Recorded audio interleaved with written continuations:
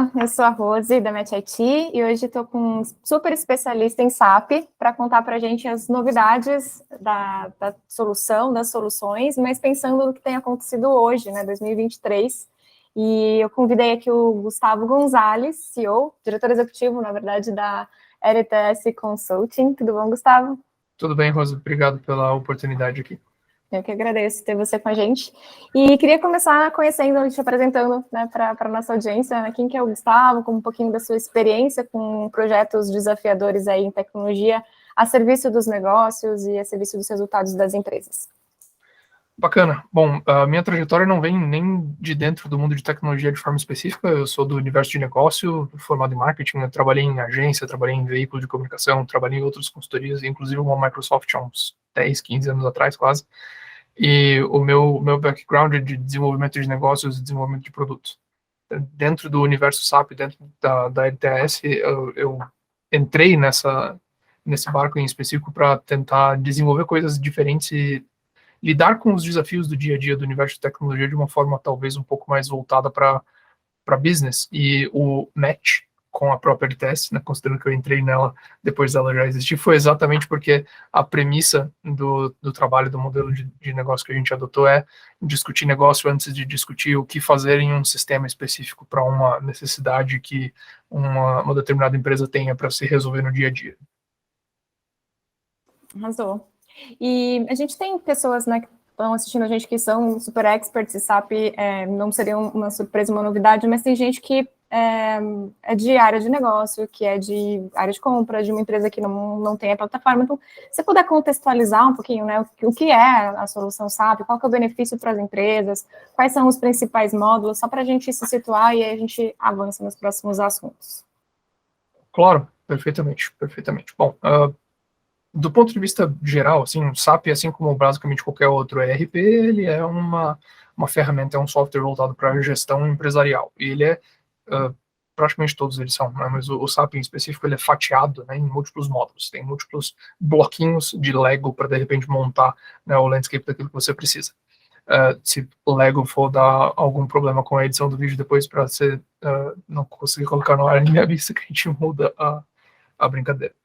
Dentro dessa estrutura, você acaba tendo visões voltadas para diversas áreas dentro de uma empresa, olhando para a estrutura de compras, estrutura de logística, estrutura de vendas, processo produtivo, qualidade, processo fiscal, e todo esse fluxo é o que compõe aquilo que você tem de entrega com um RP como o SAP, ou como os demais também, né? E dentro desse landscape em específico, é muito uma questão de você buscar para dentro do teu negócio as diferentes peças que se encaixam naquilo que o teu negócio precisa para elevação de confiabilidade e nível de governança, escalabilidade de processos em específico, redução de custos com processos-chave que invariavelmente geram também uma vantagem competitiva, né, porque você está se tornando mais eficiente naquilo que você faz. E cada um desses diferentes módulos, eles vão compondo o como você consegue gerenciar o teu negócio de uma maneira que te permita alcançar esses diferentes objetivos.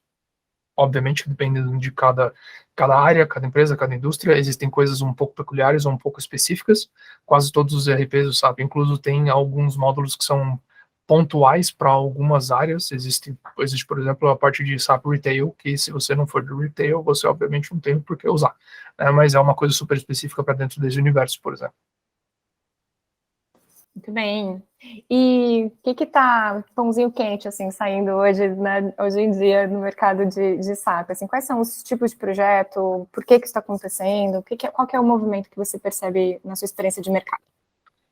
Bom, a gente tem... São questões que, obviamente, dependem de empresa para empresa, né? Existem empresas que estão em momentos diferentes das suas respectivas trajetórias de negócio, ainda mais quando você olha para a maturidade de TI, maturidade de tecnologia de sistemas internos. Então, existem coisas que não são exatamente pãozinho quente no momento para muita gente ao mesmo tempo, do ponto de vista de operação específica, né? Mas quando você olha para o landscape macro, você, obviamente, nesse momento tem um maior olhar, um olhar com um pouco mais de vontade, da maior parte do mercado para as atualizações do sistema. E aí, quando a gente fala de atualização, não é nem atualização dentro de a versão 1.1 do Windows, não, é sair da versão 1.0 para a versão 2, fazendo um paralelo, né? O SAP hoje tem a sua versão ECC, que é a versão mais conhecida pela maior parte das empresas hoje no mercado, e você tem um movimento de ir para a versão S4, que é a versão mais recente, a versão mais nova, que é um upgrade, é uma melhoria, uma mudança bastante grande, né? O sistema foi basicamente todo redesenhado para ele ser mais veloz, menos pesado, mais fácil de você lidar com um monte de coisa. Tem, obviamente, um push muito grande de quase todos os tipos de software para o universo cloud, SAP não é diferente.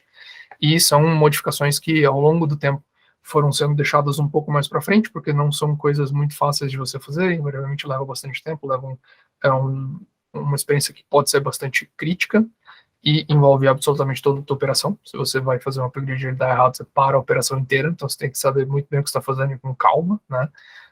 Mas existe também um deadline, por você, daqui a alguns anos, não ter mais como rodar dentro do ECC, ele vai basicamente ser descontinuado.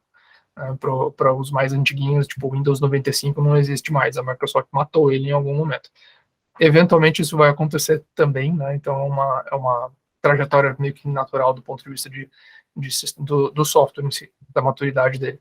Eu acredito que seja a principal coisa que está acontecendo, tirando projetos que empresas deixaram engavetados por conta da pandemia durante alguns anos, e agora tem que tirar da gaveta, precisa colocar para frente, e projetos meio que obrigatórios, como atualizações voltadas para questões legais que a gente precisa trazer para a parte fiscal, para governo, de obrigações acessórias e coisas do gênero, que isso todo ano tem um determinado momento do ano que está todo mundo olhando para isso, porque é meio que obrigatório, não tem como fugir, né? É obrigatório. Bacana. Então a gente tem um tema que é da plataforma mesmo, né, de atualização, uma coisa que estava em stand-by e demanda jurídica. Tem algum elemento também relacionado ao próprio negócio, assim, que você observe acontecer? Não sei, você tinha citado que governança é uma coisa importante, né? Tem um ponto que esteja em voga em função disso, ou já é o standard mesmo? Como é que você vê? Depende muito da estrutura e do momento, da maturidade da empresa que está discutindo sobre o que fazer com o sistema.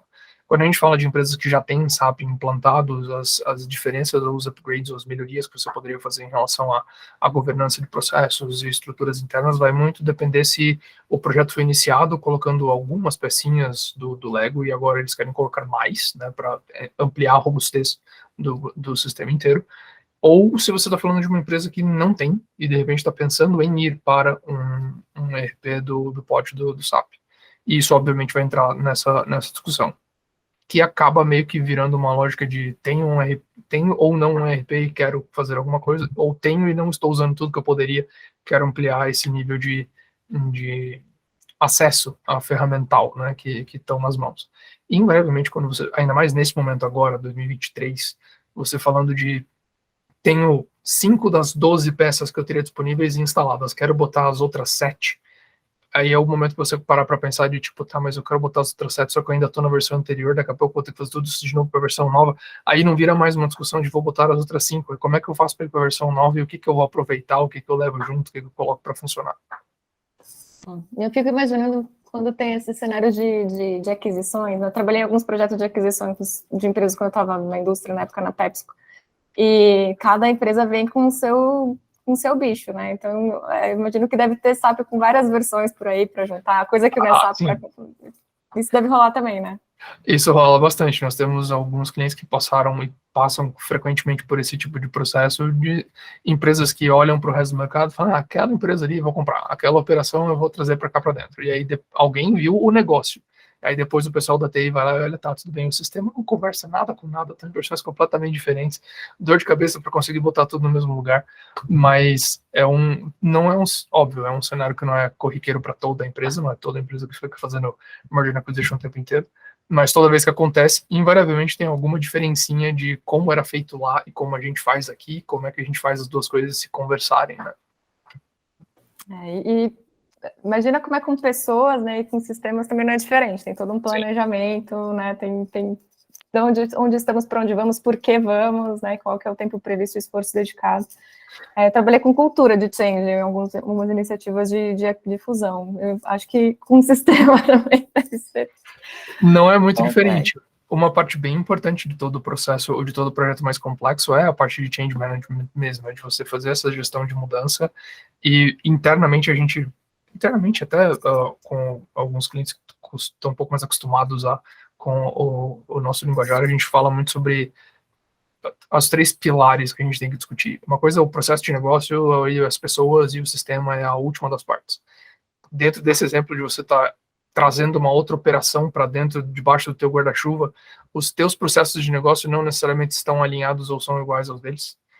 As tuas pessoas não necessariamente pensam e trabalham e estão acostumadas a lidar com as coisas da mesma forma que, né, da operação que você está trazendo para dentro da tua estrutura.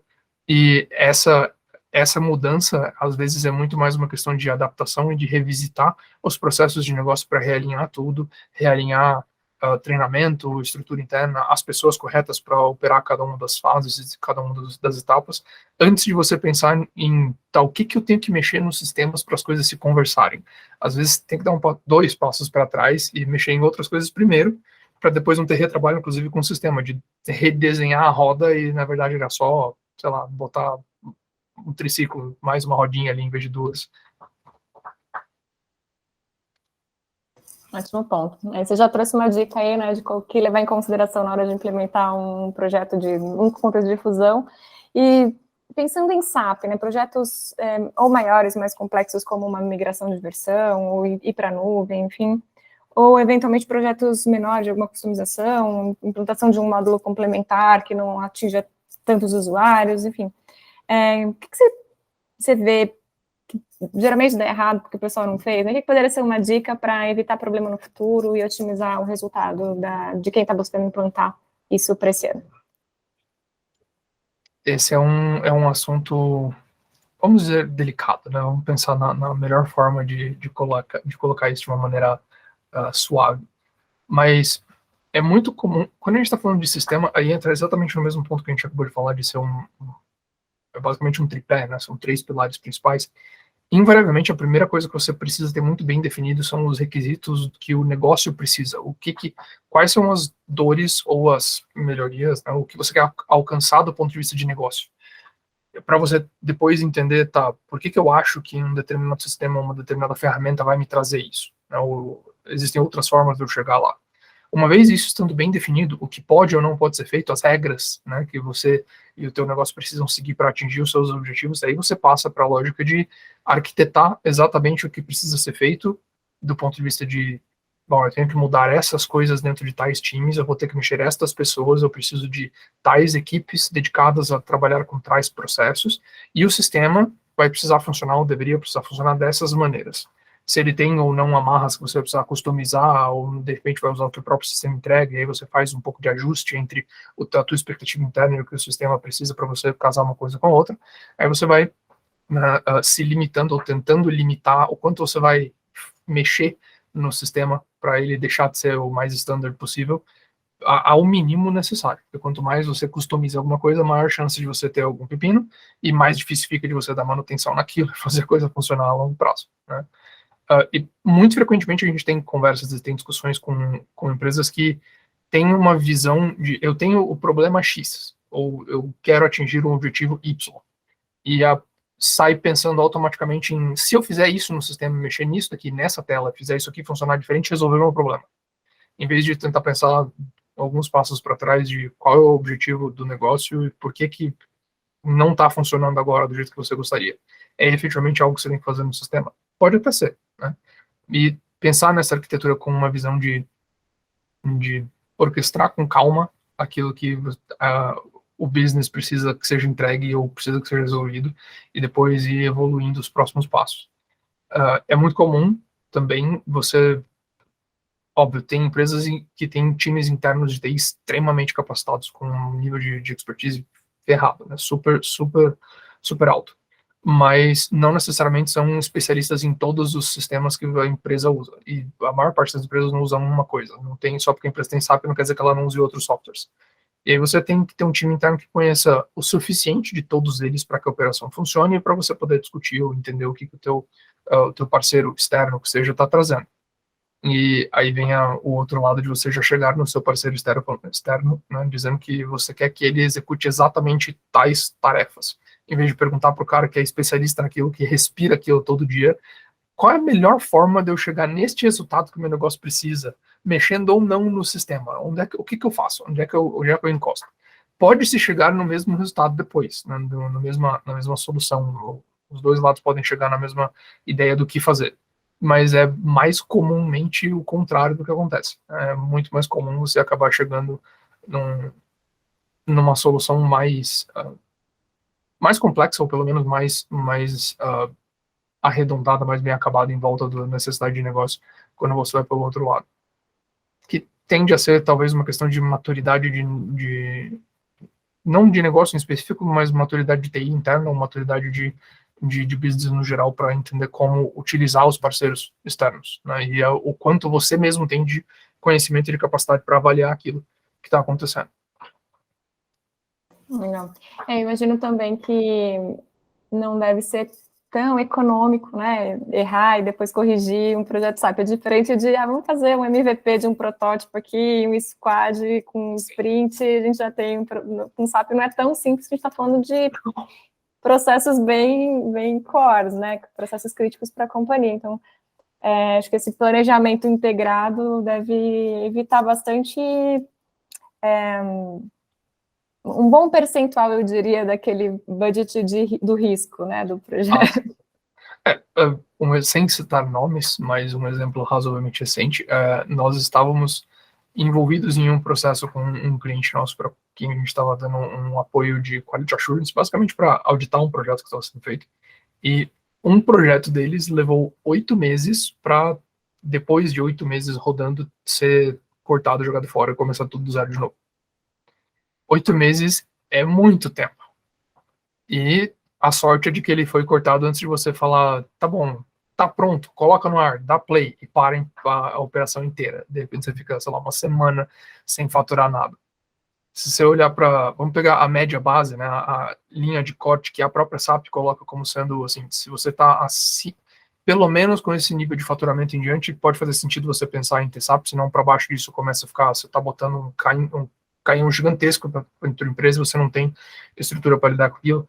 Você pega uma empresa que fatura 500 milhões ano, o tempo parado de operação em horas é muito dinheiro jogado fora. Você fica 3 dias parado, sem operar nada, sem faturar, sem vender, com tudo travado em algum canto, o tamanho do buraco para o negócio é muito grande. E, obviamente, que tem empresas que faturam muito mais do que isso, e a maior parte do pessoal de mercado, do pessoal de TI, já ouviu diversas histórias, não só de SAP, de outros, mas de outros softwares também, de implantações que, na hora que você coloca para funcionar, não dá certo, e aí o cliente fica com aquela experiência traumática de foi implantar uma vez um software e deu errado. Ele nunca mais deixa nenhum outro software ser implantado com calma, porque ele tem medo de tudo. É gato escaldado pro resto da vida. Pensa em um software que é a empresa inteira, de uma vez, ou operações críticas, todas elas juntas sendo colocadas para rodar. Então, precisa ter uma parcimônia muito grande e muita paciência para tomar a decisão e entender que eu não lembro de onde que eu tirei isso, mas é aquela coisa, você pode ser bom e barato, não, ou pode ser bom e rápido, ou pode ser barato e rápido. No SAP, invariavelmente, não vai ter nem o rápido nem o barato, mas você nunca vai conseguir juntar as duas coisas. Não adianta querer que o negócio super complexo seja feito em pouco tempo. Não vai acontecer. Se acontecer, provavelmente vai ter coisa faltando. Você vai fazer pela metade, ou vão ter coisas que não foram pensadas o suficiente, tempo de teste em final de projeto, com pegar todo o time que vai operar aquilo, sentar do lado do time que implantou e ficar lá olhando para ver se o negócio funciona. É complexo, leva tempo, e a expectativa de todo mundo é sempre fazer mais com menos, né? Fazer mais coisas com menos dinheiro, fazer tudo que você precisa em menos tempo. Mas no universo de TI nem sempre isso funciona. E eu não estou falando só, obviamente, não estou falando só do universo de SAP, no universo de TI no geral. Se você bota um software para funcionar da maneira errada e não pluga ele em tudo que precisa plugar, dá errado. Tipo, a gente, antes dessa conversa, eu fui tentar compartilhar a tela contigo e tive que fechar tudo porque eu não tinha liberado a opção do browser poder compartilhar a tela. Justo. E, bom, então tem muito de planejamento, de tempo de envolver as pessoas, até pelo impacto que a coisa gera. E para quem está com o SAP rodando, né, tá bem, mas tem ali também que considerar manutenção, gestão de infraestrutura, algum suporte, alguma customização. Que dica que você daria para esses contextos? Não é nenhuma grande transformação, mas o que as empresas devem olhar assim, de acordo com a sua experiência? Perfeito. Eu acho que, e aí vai até parecer propaganda de graça, mas é muito uma questão de você tentar perceber um match de fit, de visão e de nível de maturidade com o teu parceiro, com o teu fornecedor, com o time que vai estar te auxiliando a manter a tua casa em ordem, manter o teu sistema funcionando, manter o teu suporte ali redondinho. E quando eu digo fit, é muito nesse sentido. Ao exemplo que eu coloquei mais cedo, nós, na LTS, a gente não se considera e não se posiciona como uma software house. Então, quando um determinado cliente vem falar conosco, tipo, gente, eu preciso que vocês executem isso aqui, a gente invariavelmente para e chama o cara para uma conversa e fala, tá, por que você quer que eu execute isso aqui? Qual é o problema? Onde é que você está querendo chegar? E, às vezes, o cliente está com uma vibe de tipo, cara, não preciso que você me questione o porquê. Eu já sei o porquê. Eu sei o que eu quero que você só execute. Existem empresas que vão ter toda a aptidão para poder fazer exatamente daquela forma, e inclusive o modelo de negócio é voltado para aquilo. Você tem um time interno que sabe o que você precisa, que você tem uma baita maturidade, consegue entregar o requisito do que tem que ser executado na risca, bonitinho, e é só fazer aquilo que está certo, está dentro das suas expectativas. Massa, vão existir parceiros no mercado que vão estar ligados direto, então match perfeito contigo. Assim como o contrário também é verdade. E obviamente que depende muito da própria empresa olhar para dentro de casa e tentar qual o meu nível de maturidade para eu poder saber qual é o tipo de perfil de parceiro que eu preciso. O meu nível de maturidade, a autoavaliação é mais ou menos sempre assim, né? O povo sempre acha que o nível de maturidade é maior do que realmente é. Você se acha melhor que o que você imagina que seja bom do que talvez seja a realidade. E às vezes, de vez em quando, dá essa dissonância entre, putz, eu achava que eu tinha um baita nível de maturidade nisso, fiz 4 solicitações para 3 parceiros diferentes e todos eles vieram com 25 perguntas, cada um que eu não fazia a menor ideia de como responder. Aí você para, pensa, talvez eu não tenha a maturidade que eu achava que eu tinha, vamos para um outro plano. Eu não preciso de alguém que execute, eu preciso de alguém que me ajude a entender onde que eu preciso chegar, ou o que eu preciso fazer para chegar onde o meu negócio, né, precisa estar, ou quer, ou como é que eu resolvo o problema. E uma outra questão que, obviamente, que é super importante, modelos de negócios diferentes de cada uma das consultorias dos parceiros, óbvio, sempre vai mudar um pouco para cada um deles. Existe, óbvio, uma lição de casa de qual é o modelo de negócio do parceiro que melhor se encaixa com o meu, onde os dois lados conseguem gerar uma relação que seja beneficial, boa, Benéfica? Benéfica. Boa, Nossa. boa. Eu fugi de benéfico, não sei como.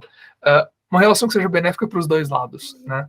Onde você tem um parceiro que consegue crescer junto contigo e você, né, continua conseguindo se desenvolver ali. Eu acho que essa junção, essa visão de match é super importante para você não ter um parceiro que fique descontente depois de um tempo de tipo, bicho, toda vez que vem uma demanda para mim, vem de um jeito que eu não gostaria de trabalhar. Eventualmente ele vai acabar talvez não querendo continuar trabalhando contigo. Assim como você também pode ficar numa expectativa de vai pedir um negócio semi-pronto, o teu parceiro entende que você só quer que ele execute, e você tinha a expectativa no fundo da mente de que ele parasse para vir conversar com você e discutir o porquê, e entrar na minúcia, no detalhe, e desenvolver ainda mais, né, daquela visão de solução do que o que você já tinha pré-definido. Porque tem muito disso também, né? A comunicação é uma via de duas mãos. A forma como você fala para a pessoa pode dar a entender que você não quer input dela de volta. E, na verdade, você queria. Mas aí depende também do outro lado, ter o perfil de saber ou conseguir se entender nessa conversa. Bom, e essas conversas em SAP, do que você tem visto, são longevas, né? As parcerias entre fornecedor e cliente, comparando com outras áreas aí, né, da tecnologia, são parcerias mais continuadas, assim, porque me parece que é um tema tão crítico, né, para o impacto que gera no negócio, porque precisa de uma relação de confiança tão forte. Como funciona isso? Da minha experiência, pelo menos, eu acho que flutua.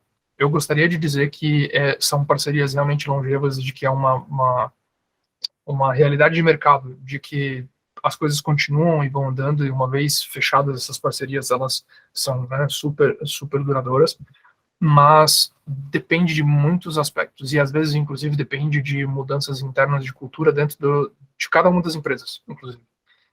Você tem exemplos no mercado de empresas enormes que têm seus parceiros de muitos anos, e aí, de repente, você tem uma mudança interna, tipo, muda um CIO, muda a direção inteira, muda para onde é que a empresa está indo, o direcionamento de negócio, e vem uma voz de dentro do business falando, cara, a gente está mudando para uma outra vibe, a partir de agora nós temos uma outra visão de celeridade, precisamos de parceiros novos que tenham uma forma diferente de fazer a coisa, ou uma sei lá, jeito diferente de ser, que seja. E aí você vai lá e, de repente, uma parceria de longo prazo acaba sendo modificada ou mudada porque se entende que aquele parceiro de longa data não tem mais ou não consegue acompanhar o teu novo momento de negócio. Assim como você tem uma diferença até culturalmente entre países. A gente trabalha com empresas não só do Brasil, a gente tem alguns clientes da América Latina e Europa, e algumas empresas que têm operações nos dois lugares. E a gente consegue perceber, principalmente nessas que têm operações nos dois lugares, que a operação europeia deles tem aquela vibe de esse é meu parceiro. Eu sou parceiro dele há 20 anos. Eu vou continuar sendo parceiro dele até o dia em que ele me der um problema tão grande que eu não tenha como, né, manter a parceria, ou que ele feche, ou que eu feche a minha operação. E aí a mesma empresa do lado de cá, do lado do Brasil, tem às vezes a visão de eu tenho este parceiro agora. Daqui a pouco ele pode não ser mais, porque eu estou o tempo inteiro reavaliando se eu tenho outras opções, ou se o serviço está bom o suficiente, e se a coisa tem um match legal. Eu vou acabar usando match várias vezes nessa conversa, aparentemente. E isso, isso é uma peculiaridade do mercado, mas eu não diria que é só uma peculiaridade do mercado SAP. Isso tem a ver com cultura mesmo. E dentro do universo SAP, como a gente está falando de um universo que tem um monte de empresa, tem várias consultorias, tem um monte de negócios gigantescos que utilizam a ferramenta. Não tem tanta gente assim, do ponto de vista de profissionais especializados, quanto mais alto o nível da régua, inclusive menos gente tem, óbvio. Não tem tanta gente assim disponível no mercado brasileiro. Principalmente pós-pandemia, todo mundo que fala inglês ou fala outras línguas acabou começando a atender clientes diretamente de fora, assim como nós mesmos, que eu acabei de comentar, começamos a trabalhar com clientes de fora do país, e você acaba meio que restringindo o volume de profissionais. E aí você tem o cliente que fala, putz, eu não posso depender 100% de um parceiro externo, porque vai que ele muda e começa a atender outro lugar. Aí começa a trazer as pessoas para dentro de casa. Aí não tem ninguém dentro de casa que consegue gerenciar essa pessoa, inclusive tecnicamente falando. Aí daqui a pouco essa pessoa sai e volta para o mercado porque quer outros desafios de forma diferente. Aí vai virando um ciclo onde até parece que o parceiro muda o tempo inteiro, mas acaba sendo a mesma pessoa, só mudou a logo atrás dela. Então tem um fluxo menos contínuo do que o que a gente até gostaria de ver. Para nós, não tem sido, e aí óbvio, nós não somos uma consultoria gigante, nós somos uma consultoria de boutique, nós, por modelo de negócio, a gente não é imenso, mas nós não temos tido um histórico de muitas mudanças, ou desse fluxo de parceria se encerrando com uma frequência muito grande. Mas, normalmente tem sido parcerias, pelo menos, de médio prazo, vamos dizer, longo, porque a gente não chegou no longo ainda. Espero que quando a gente chegue lá, possamos falar que elas duraram todo esse tempo. Muito bom. E falando de parcerias em match, qual é o diferencial da LTS Consulting no mercado? Assim, me fala um pouco mais do que vocês trazem. Você falou do modelo de mercado SC Boutique, explora um pouquinho mais disso. E quem que é o match ideal para vocês? Quem é o tech buyer que dá o melhor match? Perfeito. Acho que a melhor forma de falar sobre o tech buyer que dá o melhor match é realmente falar um pouquinho sobre como é que a gente se porta, né? Bom, nós somos uma consultoria de boutique, perfeito. A gente se posiciona, inclusive como uma consultoria de negócios especializada em sistema SAP. Por tudo aquilo que a gente já falou, a gente primeiro precisa conversar sobre o negócio para entender o que o negócio precisa, para depois, eventualmente, falar sobre o sistema, né? Do ponto de vista de sistemas, nós somos especialistas em SAP. E a gente se coloca como boutique porque o time inteiro tem um nível de senioridade muito alto. A gente só atua com profissionais sênior e especialista dentro do nosso time.